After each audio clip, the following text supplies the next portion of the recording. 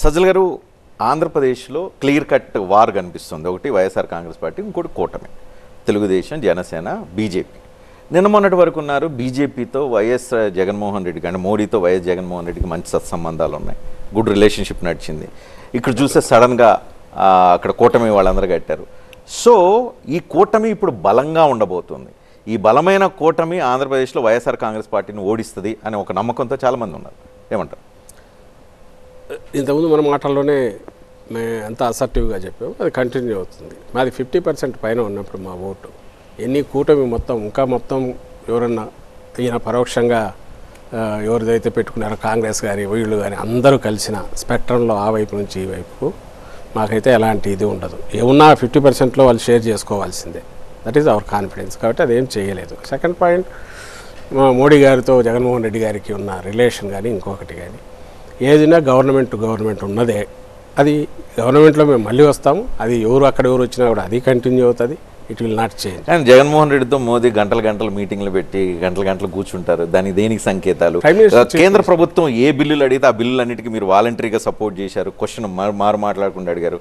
రాష్ట్రపతి ఎన్నికల్లో మీరు సపోర్ట్ చేశారు. ఇంత జరిగింది కదా, సడన్గా ఎన్నికలకు వచ్చేసరికి ప్రతిపక్ష కూటమితో బీజేపీ జతకట్టడం మీ ఫెయిల్యూరా, లేకపోతే మీరు ఇంకా దీని వెనక వేరే రాజకీయ వ్యూహం ఏమైనా ఉందా?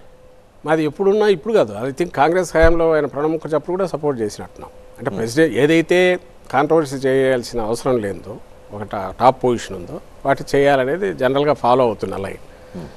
సెకండ్ ఆస్పెక్ట్ వచ్చి ఇష్యూ బేస్డ్గానే పోయాం తప్ప మేము వ్యతిరేకించిన బిల్లులు ఉన్నాయి, మా రిజర్వేషన్స్ వ్యక్తం చేసినవి ఉన్నాయి, ఇట్లయితే మేము ఒప్పుకోమన్నవి ఉన్నాయి, సపోర్ట్ చేసినవి ఉన్నాయి.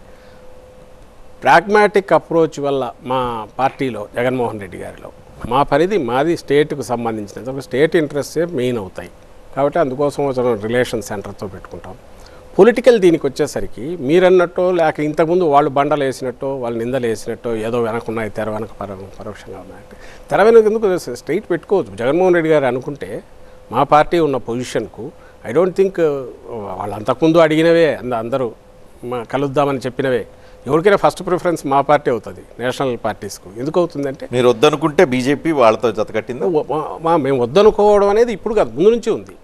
ఎందుకంటే అది ప్రాక్టికల్గా కుదిరేది కాదు. మాకు రెండవ ఆస్పెక్ట్ వచ్చి జగన్మోహన్ రెడ్డి గారి line of thinking, we should be answerable, we alone should be answerable to people of the AP అని. పీపుల్ ఎక్కడైతే మన కాన్స్టిట్యున్సీ ఉంది, ఇక్కడ ఏపీ ఉంది, వీ షుడ్ బి ఆన్సరబుల్.